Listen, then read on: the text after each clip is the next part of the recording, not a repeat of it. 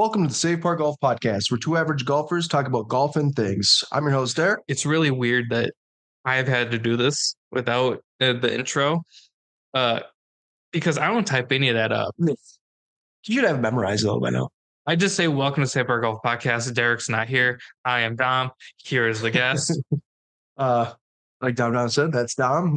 We are currently in episode 154. We have a very special guest today. We have Alan with Cobalt Golf. Excuse me. Wow.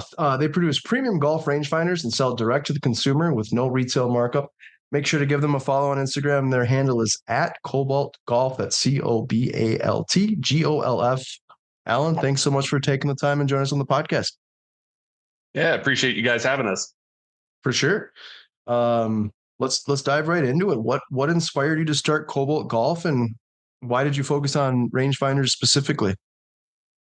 That's a great question. We are a product of a partnership between two companies. One is an optics company called Maven Optics, produce premium binoculars, spotting scopes, rifle scopes, things like that. And then a laser company down in Denver called Laser Tech. And so the way that kind of synergy worked is that Maven was looking to make a hunting rangefinder and got introduced to Laser Tech. Laser Tech has been in the rangefinder game for over 30 years, helped pioneer it back with Bushnell. And so they were looking to kind of start their own direct-to-consumer brand, but it's set up to be business to business. And so that partnership kind of worked out perfectly for both parties. Maven got their hunting rangefinder and then also got set up to launch Cobalt Golf. Turns out most of the market of rangefinders is actually golfers, not hunters.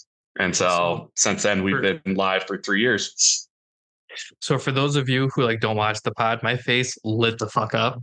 My background, Alan, I don't know if I mentioned it, and in the emails we've done back and forth, my background is outdoor retail. So I've worked with Vortex, I've worked with Maven, I've worked with Bushnell, I've worked with all these other companies that make these rifle scopes that are high quality, incredibly clear. That makes so much sense. Because the first thing I was able to thank you for sending one of the rangefinders out for us to use. We're going to talk about it, and I have a review made already. I just haven't posted it yet. My first thing was, this thing is clear, incredibly clear. Mm-hmm. On my hunting rifle that I don't even hunt, but I have one Just in case, maybe that deer breaks in. It's not sighted in, but I've been using the Vortex Crossfire 2, which is an incredibly clear, that's what Vortex is known for, is their glass. The Q6 that I was able to use might be the clearest rangefinder I've ever held up and went, a shot at. Gunned it. Yep. Clear. That makes so much sense that you'd be backed by a optic manufacturer. That makes so much sense. Mm-hmm. Yeah, it's one of my favorite things to do at shows when introducing people to the brand is just what makes you different. And I'm just just look through it. It's the clarity is unbelievable. I wish it helped my golf game a little bit more, but I can at least see how far my ball went when it's dribbling down the fairway. So how long have you been, how long has Cobalt Golf been in the golf space? So we launched in March of 2021. And so kind of the pandemic slowed down a little bit of that production getting out. We were hoping to get out a couple of years earlier. And so hit the market running. And so, it's just been a little bit more than 3 years now. Very cool. And so we talked about it in the intro there. You're kind of direct to consumer as far as the rangefinders go. How have you been, what's your strategic way to reach out to these consumers? Is it Instagram, all the social media platforms? What is kind of your key to reaching consumers? Yeah, I think a lot of being direct to consumers, what you're hitting on there, right? Being on socials, getting in front of people at shows, really relying on that word of mouth. So a lot of times people find us either because a buddy picked up one, they've seen us online on a review, somebody they follow either on YouTube or Instagram has one. And so that kind of is what leads people to figure out what Cobalt's all about. When you talk about shows, do you do golf trade shows? You've been in the PGA show. Have you been there, I'm assuming? Well, not so much the PGA show, just because being direct to consumer, that's really built to sell to retailers or golf pro shops. And so definitely have been there walking around trying to do that networking side of it. But for the most part, it's consumer trade shows. So we'll turn that on starting in January, and we'll hit quite a few shows around the country. We have one here every year. I think pretty much most states do, but we have one. I think it's like January, February. Have you been out here in the Minnesota trade show? Not yet. No, I actually just found out about it last year. So it's kind of all just organic research. And so I saw somebody post something online and quickly looked it up. We were already booked that weekend. So it's definitely one of the ones that we've got our eye on trying to make it to. Sure. We'd love to have you come out. I mean, with Minnesota, with the weather here, we're very limited, and we have some dedicated golfers. So it's usually a pretty good turnout. I mean, weather dependent, but it's like a long weekend type of deal. So yeah, it might be a great opportunity for you. Can you describe or just talk about the different rangefinders that you offer, the different models? Sure. So really, it's down to two different lines for us. We've got the Q6 model, which includes the Q6 slope, which you guys got to play around with, as well as the Q6, which is just the non-slope version of it. So really built for those tournament golfers being the difference, right? With the Q6 slope, it is tournament acceptable because there's a clear indicator on the side, so you can switch that slope on and off. And so that's going to have our premium grade glass. It can shoot a flag up to 600 yards, has a top end range of 2,500 yards. I've messed around with it, ping things as far as like 2,200 yards just for fun. I was pinging water towers when so it's like we're on the course and we played. It was raining, windy, and cold. Yeah. So I put this thing through the ringer, and I'm like, I wonder how far that water tower is. I'm like, I could hit it. So going back to it as well, I just gunned it like 2 or 3 times, and I will say same thing that Dom had mentioned. The clarity was you could tell it stood out for sure from different rangefinders. We've done a couple of different reviews on other rangefinders that, again, they were both great quality, but I will say that the clarity definitely stood out to me as far as the difference between a couple of the other brands. Not that they were there's little features that I really love with the Cobalt, which I'm sure we'll get to later on. But yeah, no, I was sitting in the cart and I'm like, it says 2,500 meters or whatever. I'm like, I don't know how far that water tower is, and I'm like, oh, it's like 800 yards. I know. One of my favorite things is on different courses, right? You've got all these different targets. So like sometimes when we do on-course events, we're stuck way far away from the clubhouse, and you're trying to see how far away you are from there, or if you've got a highway passing you. Like, I bet you I can hit that car before it disappears around the corner. And so it's fun to play those games with people just to show the quality, right? Not necessarily super important on a golf course, but it just speaks to the quality of the laser that did it. And gives you that trust factor behind it and the number you get. I think sometimes too, like, depending on the golf course itself, you're gutting the flagstick and sometimes there's trees behind it.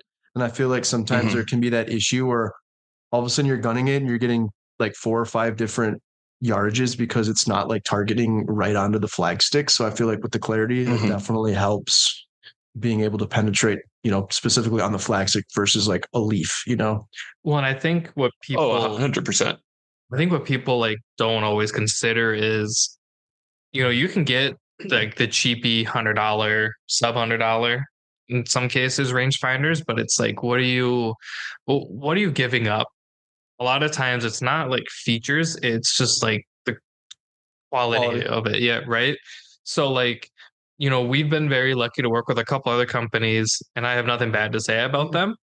But when you look at theirs and then you're like, oh wow, this one's so clear, you're just like, damn, like it's crazy.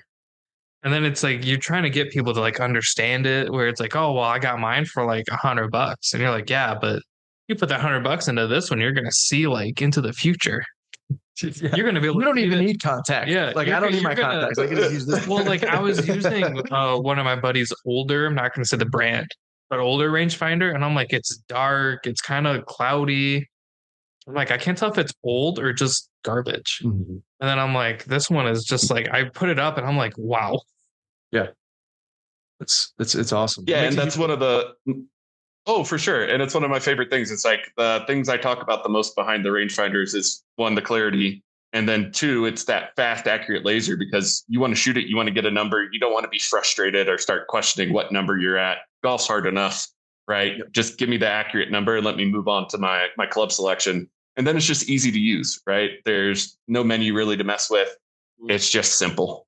And so that's my favorite 3 features of that unit. If we're going to talk about like features, I think my favorite one was how easy it was to make the reading brighter or dimmer.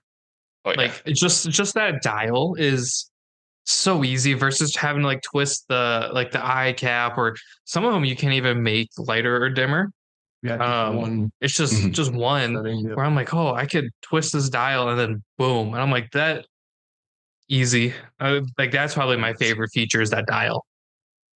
Yeah, no, and the red, right, has that chance to get washed out when you're going back towards the sun, playing at last light.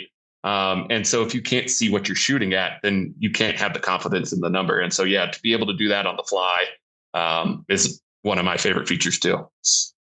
Can you walk us through like the design, like testing or design process and testing of, I know you have a couple different models, but like what is because some of the things you just mentioned, I didn't even take in consideration. Like, I mean, the sun, obviously that's going to go up and, it's going to come down at some point as far as the day, the time of day. And when you're talking about being able to adjust that, I've never even thought of that. And so that does make a huge difference when you're if you're playing twilight golf or, midday golf, whatever it might be. So what is it, like a full team? Like what's the process look like? Yeah, I think so. And so there's a bigger group from both companies that get together, talk weekly about, what's going on with the current products, what to do with the next products, things like that. And so we're always kind of kicking around new ideas. And so, yeah, it's one of those things that having somebody like Laser Tech behind us that has the professional surveying background, they've designed lasers even that have been used up at the International Space Station. Like if you have an idea, those engineers can go down that rabbit hole and figure out if it's worthwhile or not. And exactly how it figures into the system. And so it's the combination of figuring out a feature that you really want to incorporate. Does it make sense into the display, and how do you give that to the customer? And then for us, right, we always stand behind our products. And so we're looking to make something that's not going to break. We know things happen on the golf course. It's easy for rangefinders to get dropped, run over, end up getting soaked and rained on. And so if that product doesn't stand up to the test that a golfer is going to put it through, then it's not worth having. You might as well go ahead and spend your money on something else. What is your warranty for your products? It's an unconditional lifetime warranty. So as long as it's not cosmetic and you haven't lost it, we'll stand by. So, I've had people who have, like I said, run over it because it fell out their bag and they backed over it in the parking lot, to people who's had their dog chew on it. It's anything, right? So it's one of those things like buy once, cry once, and you're set for life. Okay. So like somebody gets upset, maybe accidentally drops it. Accidentally throws it out the car window. Yeah. Yeah. My favorite feature is it is waterproof. And so we talk about this a lot. It's IPX7 waterproof. And so it can be fully submerged in water for 30 minutes. When we do this test in front of people and you put it in a 5-gallon bucket, it actually floats. So your clubs end up rolling back down the hill into the pond. As long as that rangefinder can get out of its case, it'll just be sitting there bobbing for you to fish it out. Be a good commercial for you guys for content. I'll throw it. I'll throw it in the pond. Have somebody come swim and go grab it. I can't tell you how many times I've gone back, put it in my bag, and it's just dropped straight onto the cart path. Well, that goes into one of my big complaints about it. And my only real complaint is that there's no magnet.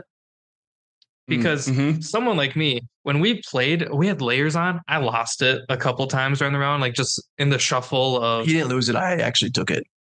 Okay. Well, it was under jackets and stuff. And I'm like, God, if it was just magnetic, you just stick it there. And then, you don't have to worry about dropping it when you're putting it back in your bag or stuff like that. That was my only real complaint, is that there's no magnet, because it's just easy for me to lose things. But then it's I also had the same conversation with one of my buddies, and he's like, yeah, I like that it's not magnetic, because then I don't have to really worry about where I put it. And I'm like, well, that's like the opposite for me. I'm like, I put it down and it's gone. Yeah, I was going to say the roles could be reversed. Some people could leave it on the golf court or on the golf cart, you know.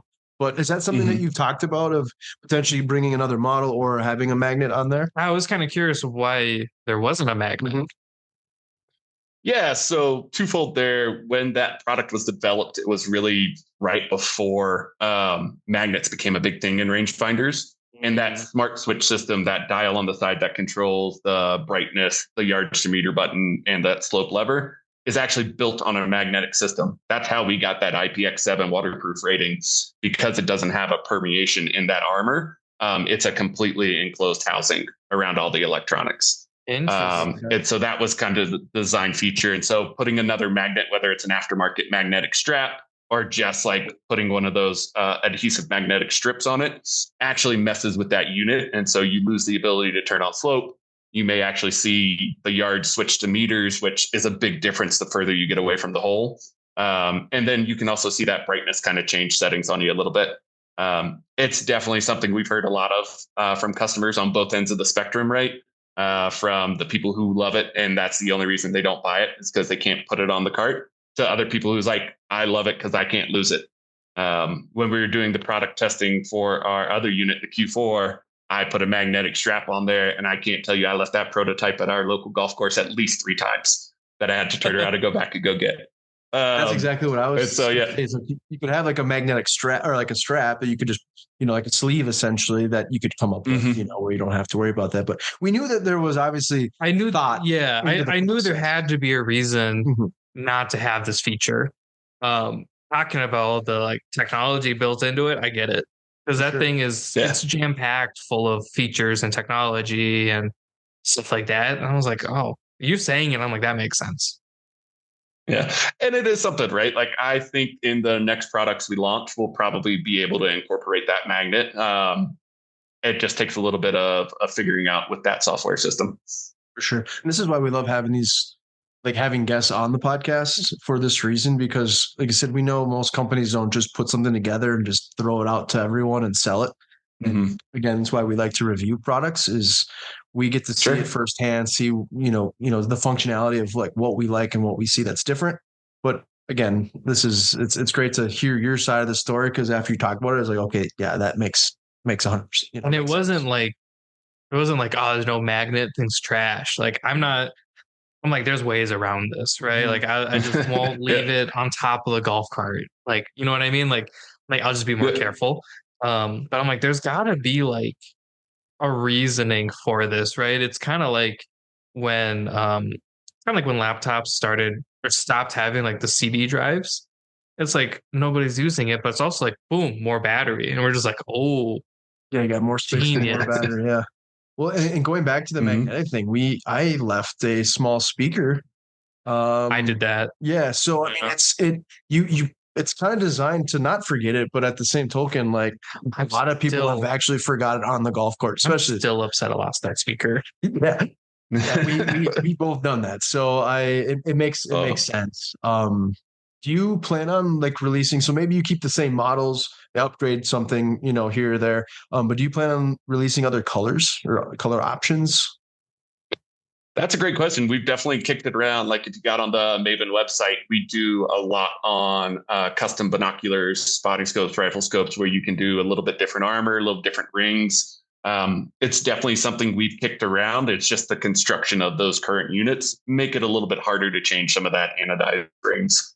So it's definitely something we've kicked around, whether it's a custom skin you put on it, maybe a couple limited runs, things like that.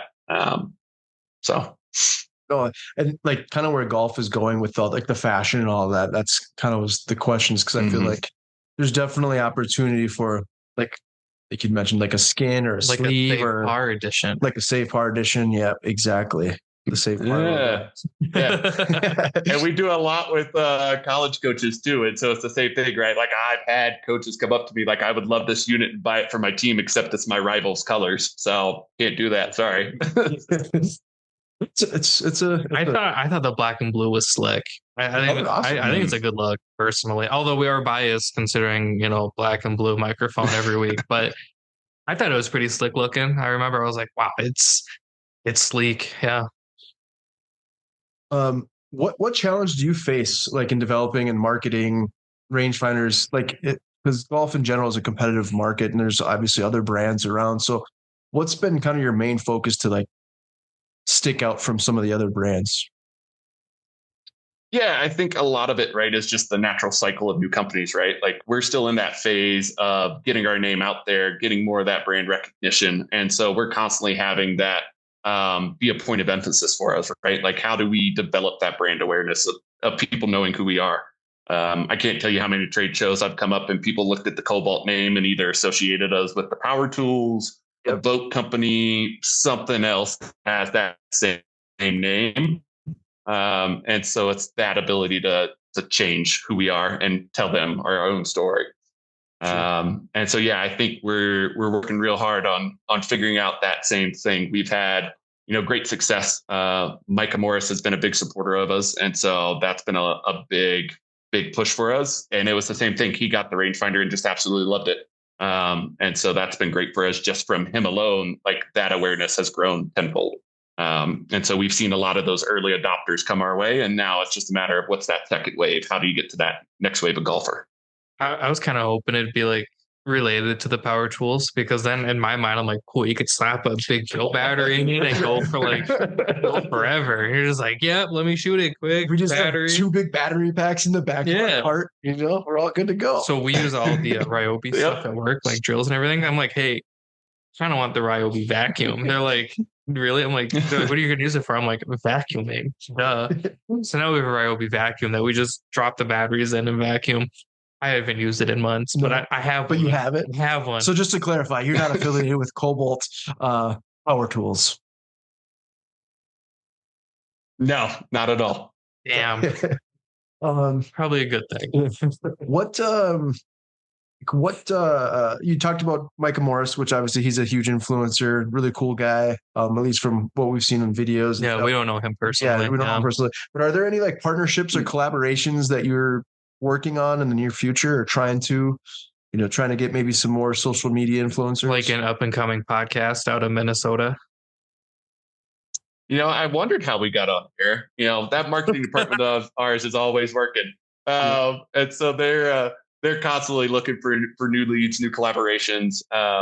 We've had great success. I don't know if a lot of people know about him, but if you look up Kraken Golf, he develops custom ball markers out of Massachusetts. Well, we had a great collaboration. Yeah, he's awesome. Mark is a great dude. Yeah. Sorry, keep going. Yeah, we were listening.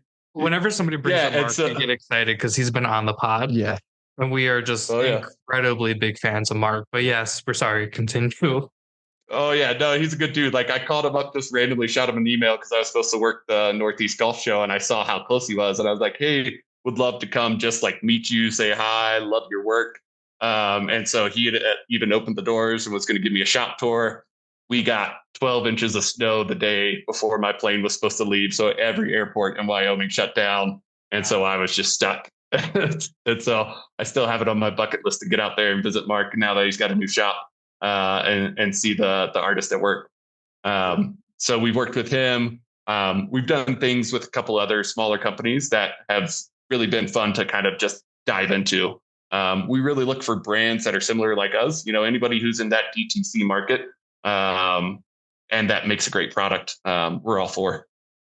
Sure. Damn. So not us. Oh, we'll be there. Yeah, we'll definitely be able to help you out. This is great. No, I figured we'll be hanging out in Minnesota here soon, right at the golf show. On that next week. A little snow by then, but yeah. Yeah, as long as you don't get delayed, we'll still make it work. Well, we're close enough we could almost drive at that point, right? Like I'm sure we're in the same boat. We get a little bit of winter golf once our course shuts down. They put the flag sticks in front of the green, and you can play until the snow covers it. So exactly. I don't think we can. Just do you want to drive to Wyoming? Yeah. Wyoming looks beautiful. I'd love to go trek out there. But I was going to ask you about weather-wise. I mean, even the whole country itself has been kind of had some crazy weather. But has it been like historically warm where you're at? Actually, 2 years ago, it was almost historically cold for us. And so we had snow all the way through May almost. And then that year it was the 4th of July. We always do a big parade here in town. And the just kept dropping. And so it started off as rain and in the low 50s. It ended up like low 40s, almost like spitting snow that one year. And so That's awesome. we did have a little bit of a warmer fall. It's just starting to turn and snap. And so like today, I was like getting in the car at 10 degrees in the morning. It's like, all right, winter's coming. It's not too far off. Yeah, there's a chance of snow tomorrow. I don't know if you pay attention. My laptop always has the weather right there. We're supposed to get an inch.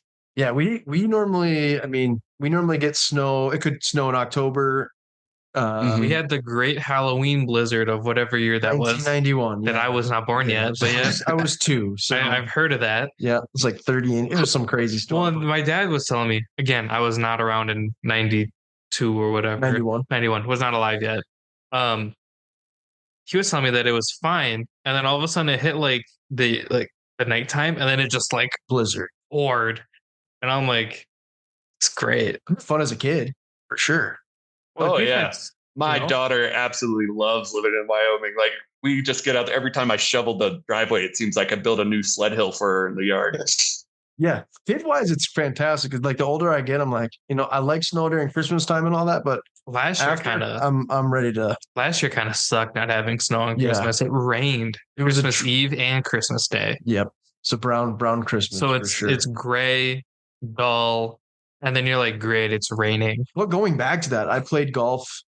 I mean, I didn't play a lot of golf this year, but I did get a chance to play 9 holes in January this year in Minnesota, which is like the first time. I mean, it's really unheard of to do that. That golf courses were open in January. That's crazy. So I got to play 9 holes. That was about it, but it was just kind of cool to actually play golf in Minnesota in January. That's just so rare. But so kind of back to Cobalt Golf. As far as like, it's not really. Well, how should I ask it? So most episodes, I ask some sort of entrepreneurship type of question. But I guess I ask you this personally: if there's one piece of advice that you'd give somebody who's looking to start a company, not necessarily a rangefinder company, obviously, but just any type of company in the golf space, what's one piece of advice that maybe you've gotten from somebody that you'd like to share with them, that you would share with them? Oh man, it's like for me, like every opportunity, like every time somebody approaches you, it's an opportunity for success. Like I can't tell you how many people I've gone out on the road with and sat down with and just had a genuine conversation and like had no clue what was coming. And it started a great relationship. And so be open to those relationships, right? When somebody approaches you, if you find them with an open mind, have a genuine conversation, you always will come out for the better. I love that. That's actually a good piece of advice. Just keep it open. You never know what's going to come about to that partnership. I was told not to talk to strangers, Josh. That's funny. I know. I have my moments. Is there anything that you want to? So I got a decent amount of rapid fire questions, but is there anything we didn't really talk pricing? I don't know. Can you just kind of elaborate a little bit, kind of where the pricing is for each rangefinder that you offer? Sure. Yeah. So starting at our mid-range, which we haven't really talked a whole lot, but the Q4S, that one for us starts at $295. Really built to go up against some of our competition that you see out there, like the V6 Shift, what Precision Pro did with the NX10, things like that. And so that one came in at $295 for us because we felt like that was a good space. And then still it's the compact classic rangefinder shape that a lot of people know and love, because that's the other thing, that dial, like some people love, some people don't, just from the size of it. And so getting back to that more sleeker, compact body size, definitely I've seen a lot of people gravitate towards. The Q6, which is the non-slope version, that goes for $400. And then the Q6 slope, our premium one, goes $450. Okay. And you said the Q6 slope, there's a little switch on there, so you can remove the slope. You said, okay. Yeah, I know, it's super easy. It's and then the same thing with the Q4. Same thing. Okay. Yeah. And as far as all the different models, or is the clarity there on all the different I mean, every model that you offer, is that you'll notice that right off the. Oh, for sure. Yeah. Yeah, no, I still think the Q4 has a little bit different grade of glass in it, but it's still a great quality. And so a little bit difference is the display itself. And so that Q4 goes with an all black display. which is kind of classic, or an auto adjusting red black. And so it picks up on ambient conditions around you to add that red to it. And so it has a little different feel than the Q6 slope does. But I love that red display. Like I tell people all the time, like I'd be totally happy with the Q4 in my bag, but because I've played with the Q6 so long, like I can't go back. Like I love that thing. Sure. And as far as like charging and all that, is it just like a USB port that you plug into? It's a battery. It is a battery. It's a battery. Oh, and you had mentioned that before. I'm sorry. Yeah, you did say it was there's a magnetic inside the actual. Yeah, and so classic CR2 battery. So it's like that shorter AA size battery. It took me almost 9 months to get through that first battery. So it goes for 2,500 ranges roughly. Wow. Okay. That's quite a. I know you were talking about how the Q4 the Q4 is the more like the sleek in terms of like the shape and everything. Yeah, it's more of a like traditional. I actually really liked the shape of the Q6 slope. I had compared it to the pinned, blanking on what they call theirs, Prism Pro. Yep. And then the Precision Pro. I can't think of the one I have. Yeah, it's not the one that you mentioned. It's the other one. The other one. Anyways, I liked how short the Q6 was, but I liked how tall it was. Does that make sense? Like it felt very compact, but also like it felt like it wasn't gonna just like drop out of my hand, or like it didn't feel too small. I had a really good like purchase on it, if that makes sense. Oh, for sure. It's the same way I feel. And I love like it has a little bit of extra weight because it has a different material in the frame. And so that weight actually makes me feel a little bit steadier with that 7x magnification. And so between that and the adjustable eye cup, where I can either dial it out when I'm wearing contacts like now, or if I'm wearing my glasses, I can leave that eye cup in and still have that right eye relief that I feel secure with that rangefinder. And I'm not feeling like I'm bouncing all over the place. I really stumbled through trying to explain. Well, we got what you were. We were picking up what you're putting. That was like one of the first things. I'm like, it feels short, but like it fits in my hand so well, and I'm like, I can't figure out why. Then I put them side by side, and I was like, oh, it's like taller. Well, like you had mentioned, like a lot of the rangefinders, and they all have their own niche to them or features maybe that kind of separate them from one another. But for the most part, most of the rangefinders do have that similar shape and weight. So makes sense. But I will agree. Like I said, I gunned it. I used it a couple times, and you can definitely feel the weight of it, and it does feel different. It's like a quality weight, right? It's not like, wow, this thing weighs like nothing. Let me go throw it. It has like a really. It's got a limited warranty. It's got a lifetime warranty. You're good. Limited lifetime or something. Damn, I should for the review. I should have just like thrown it. I didn't know that. I should have just. This is why we this podcast episode, so we can ask the questions, the hard hitting questions. You know, the next review I do, I'm gonna just throw it into the bunker and hit it. I think. I tell you what, just drop it in that bucket of water for me and show people what that would look like.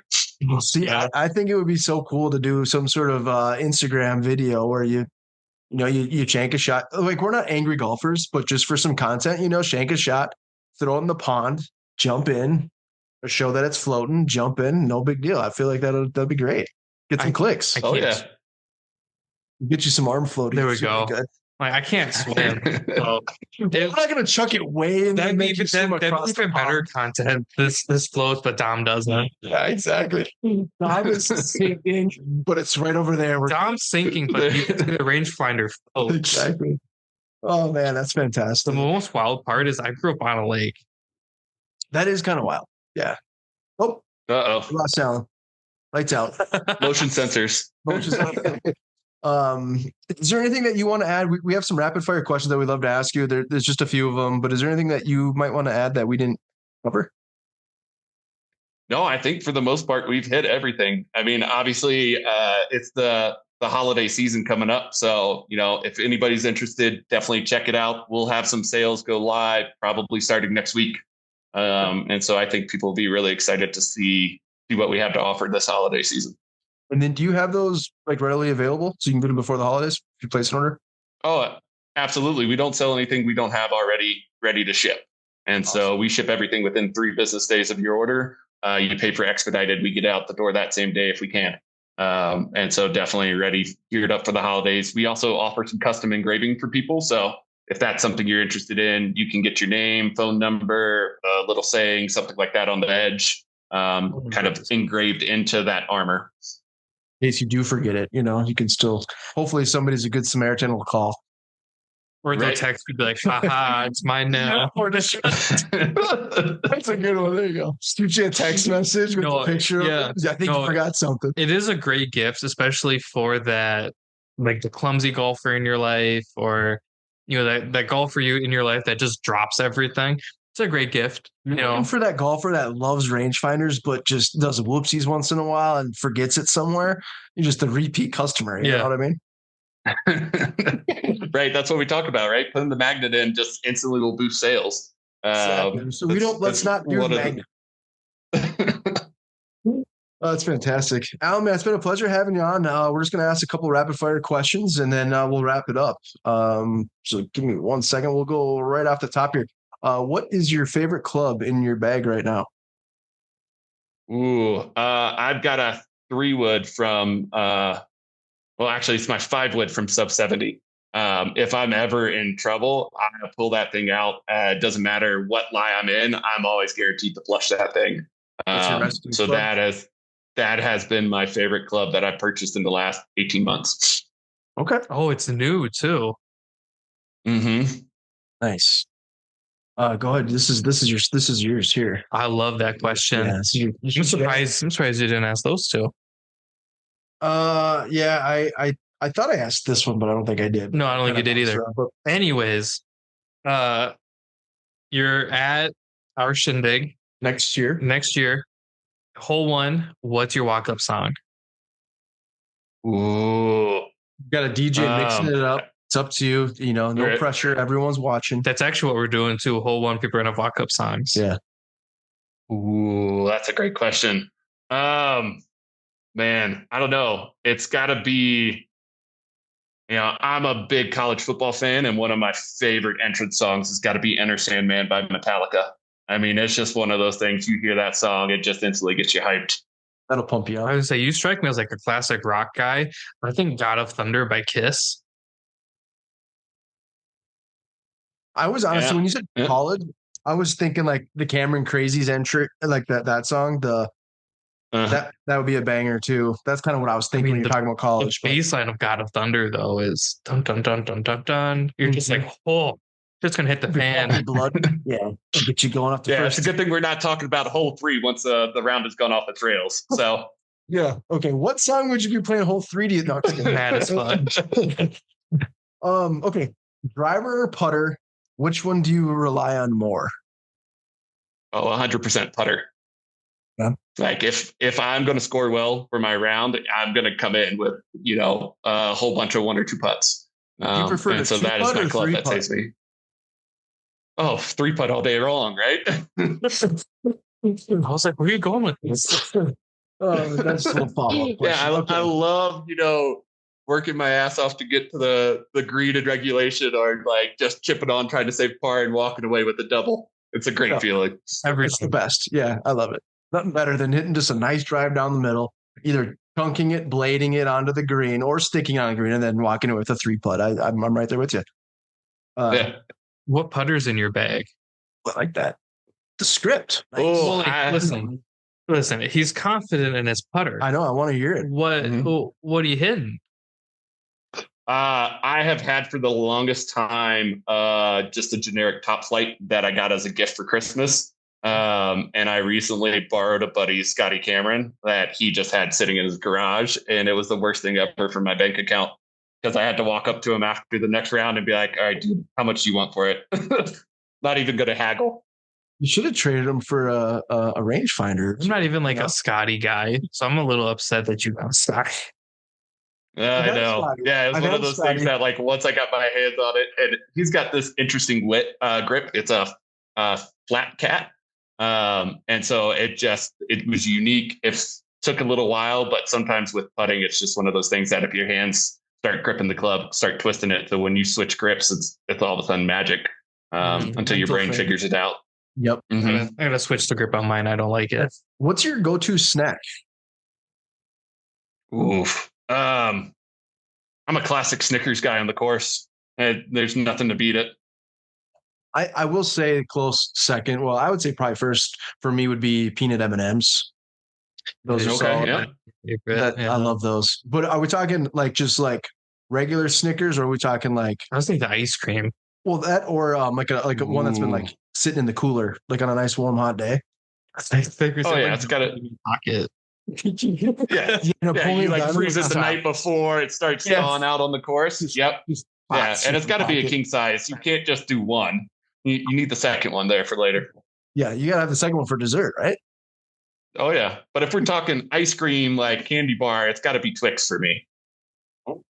I've never had the I haven't Twix either. ice cream. If I'm doing like I would do the chocolate chip cookie sandwich. You know what I'm talking about? It's like two cookies with the ice cream and then the little chocolate chips around it. It's probably like 1,200 calories, but it still hits. I'm a sucker for just the plain ice cream sandwich, like the chocolate. Oh yeah, and then the vanilla, and then the chocolate. It's kind of like the rectangle fudge. Yeah, There's not fudge, but chocolate. Yeah, I wish it was fudge. Okay, I like could that. fuck up some fudge. This is a good one for Don. Here you go. Oh God, I know. Switched up a little bit. I know. I added some flavor to that. God, you're gone for 2 weeks. I know. What happens? What happens? What is your best advice you've been given in terms of golf? Oh man, hard part is I've gotten so much of it throughout the years. So I think for me personally, like I have figured out that no matter how I'm feeling, the round is going, your score generally ends up pretty close to the same, right? And so keeping that level head, not letting that last hole that maybe was a blow up like get to you. I think that's always the key, right? Like if you can forget those mistakes and have that short memory, that usually goes a long way. That being said, for me, the number one rounds in my life have always been with a good group that, you know, you start vibing, you start getting out there, you get into the flow and rhythm, and everybody's having a good time. Like nobody's over aggressive, like slinging clubs left and right. Everybody's just out there having a good time. And at that point in time, it's easy to find a rhythm and just kind of let the round come out. Yeah, if you got good vibes flowing, odds are you guys are going to go, you know, not necessarily shoot a great score, but you're gonna have fun. You're gonna have fun, but you have a better opportunity to go low. You know what I mean? So I like that. The best advice I've ever been given is actually from Derek. He used to yell at me to keep my head down. Dom's a great. That was the first thing that jumped into my head. Was like, literally, that was my dad all growing up. Just keep your head down. I'm like, I'm trying. It's not helping. Derek's like, quit moving your noggin. I'm like, dude, and I'm like, in my head, I'm like, I am perfectly still. And he's like, you moved. I'm like, you're already looking at down the fairway, my friend. Yeah, I'm already looking for the ball, and he was like, it's over there. I'm like, shit. It's so crazy though. It's like it's such an easy piece of advice, but it's very difficult to follow. I mean, even as an adult, you're just like, dude, I swear I'm keeping my head down. And like, nope, you're already looking. But okay, walk or ride? What do you prefer? If I'm having a casual round, like I love walking. It's one of those things that it's easier for me because I am 100% a rhythm golfer. Walking helps me get there. It also gives me that time, like when you hit a bad shot, to kind of collect yourself on the walk up there. Sure. You know, they're just such different experiences, right? Between riding and walking. Riding is definitely more of like that, like, oh, we're going to have a good time out here today. It's going to be laid back and casual. But if I'm just going out for an early morning round, I'm definitely walking the course. Yeah, I would agree with that. I like this one. You know, you pointed to the gap in between two. No, this one right here. Okay. Yeah. What's your favorite golf movie? Oh man. My favorite one. I'll take the anticipation everybody's waiting on away. Tin Cup. I would say mine is probably Happy Gilmore too. I'm just kidding. I was gonna say for me, it's a toss up between Happy Gilmore and Caddyshack. I mean, you got a classic in Caddyshack. That's tough to beat, but you know, Tin Cup's great too. I love Tin Cup. I love the scene where he's like another one. Yeah. Kevin Costner. Who's the other guy on that? Cheech. Yeah, what's his name? Cheech Marin. Yeah, that's my favorite. This is our last one. You better bake it. Yeah, it's one of those movies that's kind of like when you think of like best Christmas movies, there's always like one or two that always kind of get like. Do you think Die Hard's a Christmas movie? See, Because it's not. a lot of people say it is, and it's under Christmas movies, under like when you look it up. But I don't care. It's not. yeah, I don't ever consider it a Christmas movie. Like, if you ask like my favorite Christmas movie, that's not going to come. But it is. Oh yeah, right. Christmas Vacation is my favorite one. That's so. I mean, like, that came from the generation of Home Alones. So like, there's that's a a good special one, place too. growing up that Home Alone was. Yep. 1 and 2 are the best movies, hand down, for Christmas. One of my favorite newer Christmas movies is The Night Before with Seth Rogen. Okay. What's his name? I can picture him. Joseph Gordon-Levitt, Mhm. and then Anthony Mackie. It's a great one for newer Christmas movies. Sure. But well, that was my thought. Like Tin Cup, like I feel like Christmas Vacation is grown on me so much. It's one of my all-time favorite Christmas movies. It is But all time. it's one of those that I always kind of just like it's there, but it's always like it's always like Caddyshack, Happy Gilmore, or same thing, Home Alone, or like Grinch or Elf. You know what I mean? I didn't even think of Caddyshack. Yeah, Caddyshack's classic. Which like I understand it's classic, but it's like when you said golf movie, I immediately went to Tin Cup. I gravitate towards. Oh man. Yeah, and I totally, like you said, Tin Cup, and I think I had just seen like a clip of it like recently again, and like had forgotten about like some of the scenes and needing to watch it again. And so it's definitely one of those things that it's definitely in that category, but just a little bit under that radar. This is why we say rapid fire questions, because they're like quick questions, but then we always like. It's also why we call it golf and things. Yeah, we talk a lot of food too, which that would be our last question. But a couple more rapid fires and we'll wrap it up here. Bucket list golf destination. Is there a place that you could, even if you've played it, like a destination place that you've played, or one that you would just love to play? Where would it be? And I can tell you the first time I got to go out to Bandon, haven't played it yet, but went out there to meet some of the caddies, and just walked up on one of the little and just like took in. I would love there and just play. I think now with their shorties course, they're up to 5 different tracks that you can do. That place just looks amazing and is pristine. It's one of those things that playing in Oregon, you almost feel like you need to do it in January to get the rain and the cold and really feel that links vibe. And so that's definitely up there. And then of course, like you've got to throw any of those Scottish links up there that you see in the British Open. Sure. I think that would be an incredible experience. That's got to be quite a tease, going out to Bandon and not being able to play. Mm-hmm. Yeah, it was a rough one. Yeah, it's like bittersweet. Like, this is amazing, yet I'm not playing. It sucks. So Beard does it all the time. Beard from Sucker Pin Society will drive up to Bandon and go, "Wow, if I had to drive back." It's a merch out to the pro shop, and then it's like far. It's like enough of a drive because he lives in like San Jose, California. They'll drive all the way to Oregon, and then they'll be like, "Wow, here's my hat," and then leave. I'm like, I love Beard because he's like what the hell? He's like a big nerd when it comes to architecture for golf courses and all that. So he understands it. But yeah, it's got to be quite the. So off topic, but Beard follows my dad on Instagram. Yeah. And whenever my dad posts something and Beard likes it, my dad will send me a text. Beard liked my picture. Okay, cool. Shout out Beard. I'm like, he liked mine too. I'm gonna ask one more and then we'll talk food and we'll let Dom wrap it up. Funniest moment you've had on the golf course? Ooh. Man, I'm going to tell myself here. Or maybe the craziest moment. Whatever. Yeah, it was. We just finished a little a fundraiser tournament. We're coming back. It's the first time I've ever played this course. And so we're driving back.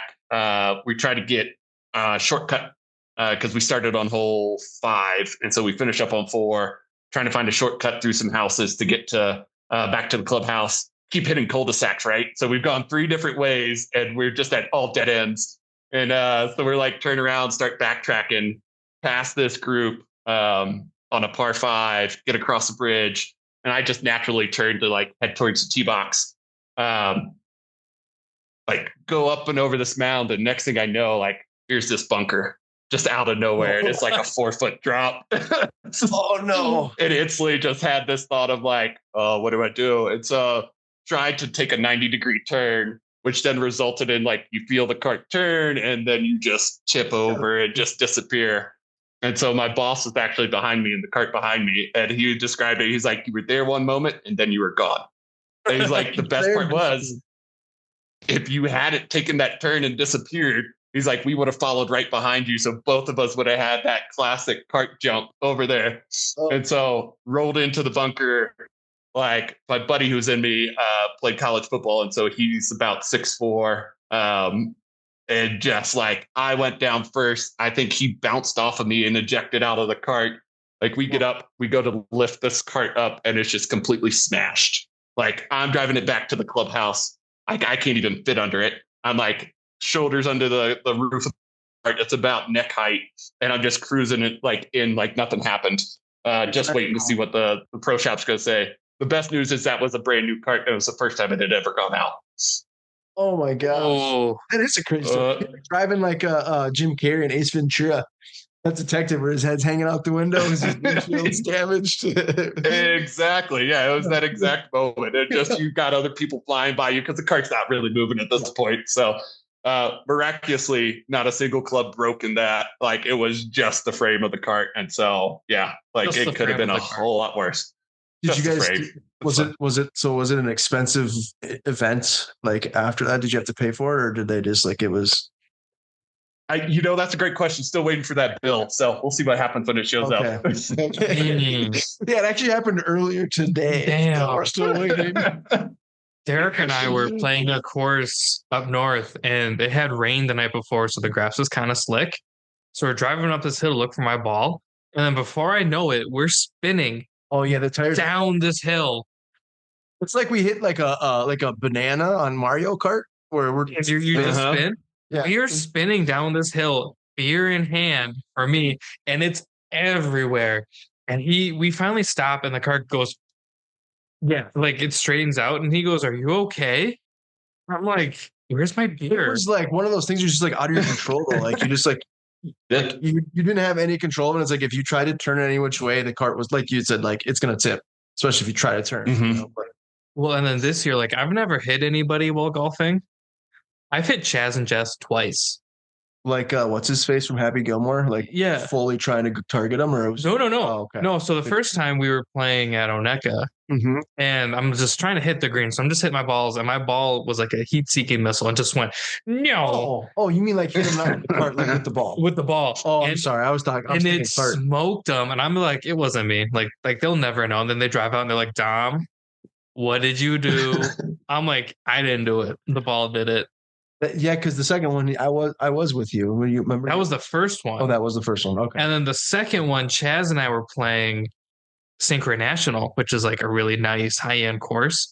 And he's like, Dom can't hit me. And I hit that golf ball, and it smoked his bag. That's like I have never hit anybody with a golf ball. I've been close. He's got a magnet. Well, like I've never been like. Normally, I'm like, okay, you're in a safe spot. My ball.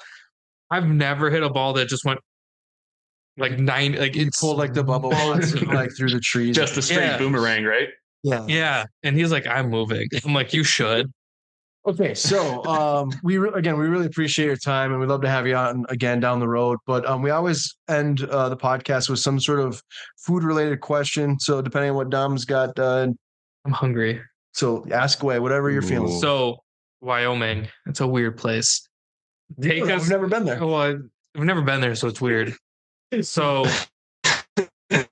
it's your birthday, it's your dream scenario. Where would you go out to get breakfast, lunch, and dinner? Ooh, am I here in my hometown of Lander? Yes. Or am I anywhere in the world? Yep, I'm here in Wyoming. In Wyoming, yeah. Yep. So I'm gonna go hit. We've got a breakfast place in town called Middle Fork. Do a fantastic brunch. So if it's my birthday, I'm probably not waking up that early. So we're probably sneaking in there around like 10 or 11. So that's going to capture me for breakfast and lunch there. Hell yeah. And then if I'm in the mood, it's probably going to end up being either going to our local Mexican place, El Sol, to get pictures of margaritas to wash down my dinner with. Or if I'm feeling a little fancier, I'm going to go to our Italian place, Molino's. Okay. I was more sold on the pictures of margaritas. Mm-hmm. I mean, it is a birthday, so I think you got to go big. That's what I'm saying. When you're talking brunch, like what's your go-to for? Yeah, like I'm not a morning person, right? So I love sneaking in at 10:30, 11. But like, what are we getting? Yeah, we're doing like an omelet. We're doing like a breakfast burrito. We doing just like the classics. we doing a whole loaf of French toast, or Are we doing pancakes? What do we got? Oh no, man! It's the country fried steak. You know, with a little bit of sausage gravy on top, some not nice a little potatoes bit underneath. Smothering it. Yep, I like that. Yep. Sounds good. Well, Alan, we really appreciate your time. It's nice to meet you, and like I said, we'd love to have you on again down the road, and hopefully you can make it out to the trade show here in Minnesota. If I do, you guys will be my first call. All right, man. We'll hold you to it. So we appreciate it, man. Have a good night and take care. Yeah, thank you. You guys too. We'll see you. Yeah. Bye.